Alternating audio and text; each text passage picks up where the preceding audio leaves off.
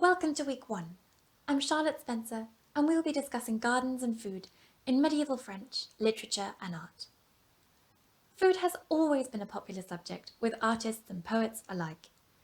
Byron famously wrote that Homer's dining scenes in the Iliad and the Odyssey were, as he put it, not his worst bits. And in medieval literature too, this continues to be a major theme. However, just as important as the serving of the meals at the table was preparing and gathering food, most of which takes place outside. Medieval cuisine itself used a great number of herbs and spices that would have either been grown in the garden or imported to Europe from Indonesia, India, the Arabian Peninsula, and West Africa. This extraordinary selection of flavourings was much broader than many modern chefs would use today. Extant recipes show that herbs now considered to be uncommon to us, such as southernwood, savoury, dittany, and cosmary, or spices such as galangale, grains of paradise, or zeddery, were used just as frequently as sage, basil, rosemary, thyme, ginger, or cloves. When looking at the medieval world, it is important to remember that the extant recipes, gardens, courtly literature, and art were all part of the same culture. The abundance of herbs and spices known to have been used by cooks certainly flavours depictions of imaginary gardens too. For instance, a 12th century recipe for spiced wine calls for exactly the same herbs and spices as the reader finds growing in the gardens of various 12th and 13th century romances. Gardens are, in medieval writings, as much as the table, places where the senses may be assaulted by a rich cornucopia of sights, perfumes, sounds, and even tastes. Today, we'll be reflecting on the highly symbolic and richly allegorical garden settings of two famous old French works, which serve to provide an exceptional insight into the shapes and contents of the gardens in the medieval imagination. The tale of Floire et Blanchefleur, thought to have been composed by Robert d'Aubigny in the second half of the 12th century, and what has been termed the most influential work of French literature, the Roman de la Rose. We will be looking at the first part of the text, which was written by Guillaume de Lorry in the early 13th century. Medieval illuminations of the Roman de la Rose will also help us to visualize how the very first readers of these texts interpreted these fantastically detailed horticultural descriptions. In his seminal work on medieval gardens in 1981, John Harvey notes that, I quote, "In some instances, there is a very close parallel between fact and fiction. In the early 13th century, the Emperor Frederick II had hanging gardens built on the buttresses of his palace at Nuremberg, and laid out a park. Among his advisers were superintendents of the gardens who had to see to the proper cultivation of foreign plants acquired through his alliances with the Saracens and the Spaniards. At the very same time, Guillaume de Lorry was writing the Roman de la Rose, and he was writing about the proprietor, Dedui or diversion, of his allegorical garden, who also had a penchant for foreign plants. He says that he is the one who owns this garden, and who had the trees imported from a Saracen land and planted throughout.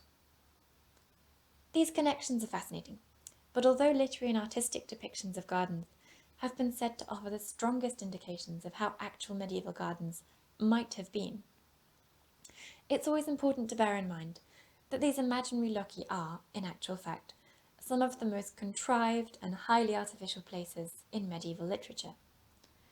Constructions that twist, interweave, and fuse art and nature, the hands of men and those of Mother Nature herself, in some of the most sophisticated and delightfully unachievable ways. For example, these enclosed gardens are often encyclopedic spaces, and are said to contain nearly every known species of plant and animal, and they are often also exempt from the normal laws of nature, particularly the changing seasons. Some of these gardens are said to remain in perpetual springtime. These gardens are self-consciously artificial. Often many lines are dedicated to the process of their construction, and most importantly their distinctness and separation from the space around them. This idea of separating the wild, often barren outside space from the calm, fertile, cultivated interior, was of paramount importance for medieval artists and poets alike. With garden walls, hedges, and fences often being the site of sumptuous literary ekphrasis. As such, decidedly synthetic creations, the garden in the medieval imagination becomes a place where artists, poets, and other craftspeople could all comment and reflect upon the process of composition itself. The 12th century tale of Floie et Blanchefleur is very much a garden text, and it's a good place to start. The story of the two young flowery lovers takes place in a series of gardens, but we will focus on the wondrous enclosed garden of the rather nasty Babylonian Emir, where art and nature blend together and intermingle to create an exceptional array of sensory experiences, and a place that is in many respects unparalleled by any other setting in the poem. This is, apparently, the most splendid garden to be found. I quote from Robert himself, and the translation is my own. A wall entirely decorated with gold and blue paintings encloses the garden on one side. It is topped with a series of artificial birds that perch between the crenelles and sing sweetly whenever the wind blows. It is a song sweeter than anyone has ever heard. There is no very valued essence, ebony, plane, white beam, fig, peach, pear, nut, grafted or other fruit-bearing tree that this garden does not have in abundant quantities. We would find pepper, cinnamon, galingale, incense, cloves, zeddery, and many other spices with sweet scents. There are not so many in the whole of the east and west combined as there are in this garden. Anyone who inhales the perfumes of these spices and flowers, and listens to the birdsong and chant of the cicadas, would think he is in paradise. It was not uncommon, then, when describing a garden, for medieval poets to revel in cataloguing fragrances, flora and fauna, whether real or mechanical as in this case, and they often seemed to be keen to outdo each other in their extended encyclopedic descriptions of the garden. In the Roman de la Rose, Guillaume de Lorry describes the species of plants that populate his unparalleled garden of diversion with an even keener eye for detail than Robert. I quote from Charles Dalberg's 1983 translation. Except for some trees, which would have been too ugly, there was no tree which might bear fruit, of which there were not one or two, or perhaps more, in the garden. There were apple trees, I well remember, that bore pomegranates, and excellent food for the sick. There was a great abundance of nut trees, that in their season bore such fruit as nutmegs, which are neither bitter nor insipid. There were almond trees, and many fig and date trees were planted in the garden. He who needed could find a good many spice there too. Cloves, licorice, fresh grains of paradise, zeddery, anise, cinnamon, and many delightful spice good to eat after meals. There were the domestic garden fruit trees bearing quinces, peaches, nuts, chestnuts, apples, pears, medlars, black and white plums, fresh red cherries, sorb apples, service berries, and hazelnuts. In addition, the whole garden was thronged with large laurels and tall pines, with olive trees and cypresses, of which there was scarcely any here.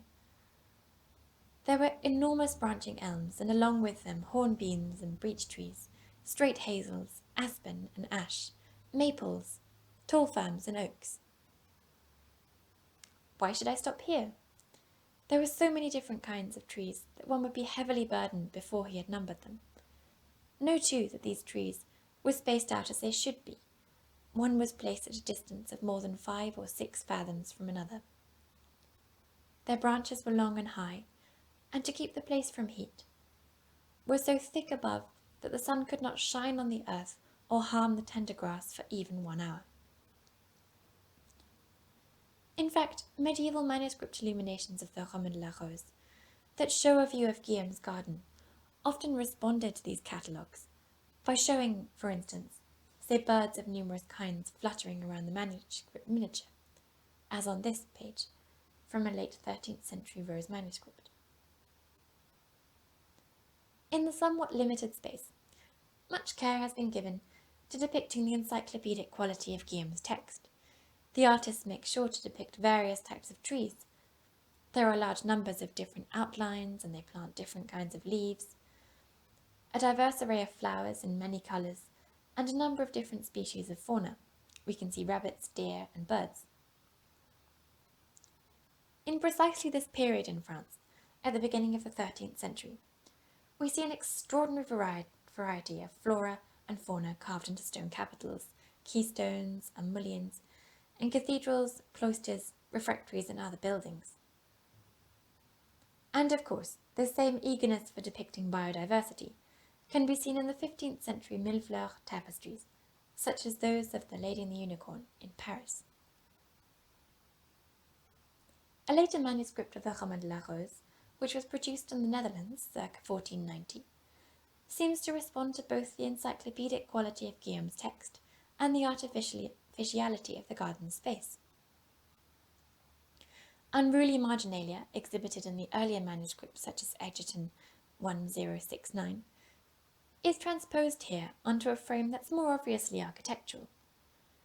Real flowers and leaves sprout from a lifeless architectural surface whose stylized acanthus ornamentation is pictured in the moment of metamorphosing into a more botanically accurate, colourful, and impossibly varied vegetation.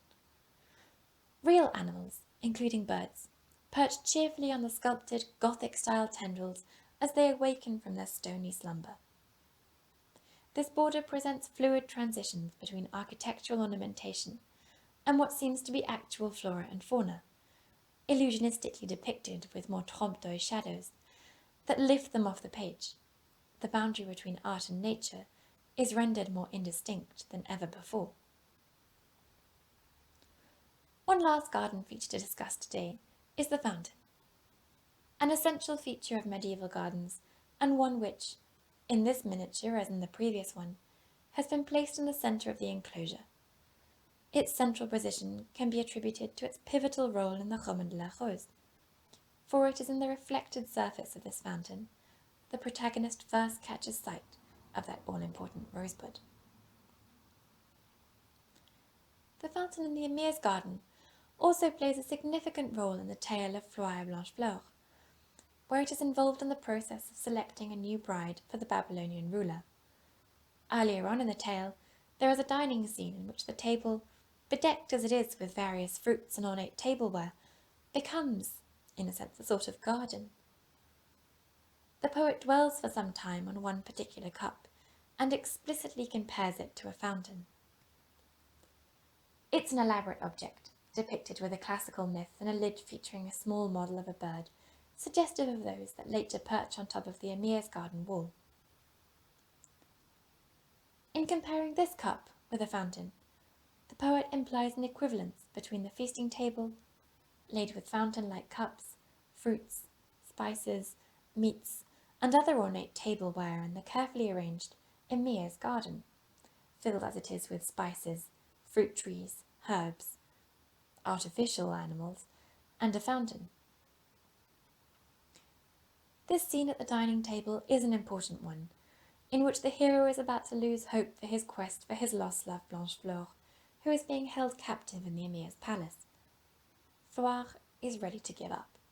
He is sitting at a table, and as is traditional for disheartened lovers, he finds himself unable to partake in the magnificent feast set before him. With this loss of appetite, the sign of a true lover, we may contrast the Emir's insatiable hunger for a new bride each year, not least because the fountain in his garden is involved in the process by which his bride is selected. Floire looks, however, into his cup of clear wine. Studying the fountain cup distractedly, he suddenly takes inspiration from the story represented on its surface, finding in it some comfort and encouragement in his quest. The poet skirts around the wine itself and talks about the cup, but there may be an implication that the sweet, alcoholic contents have also given him some sort of assistance. Thank you.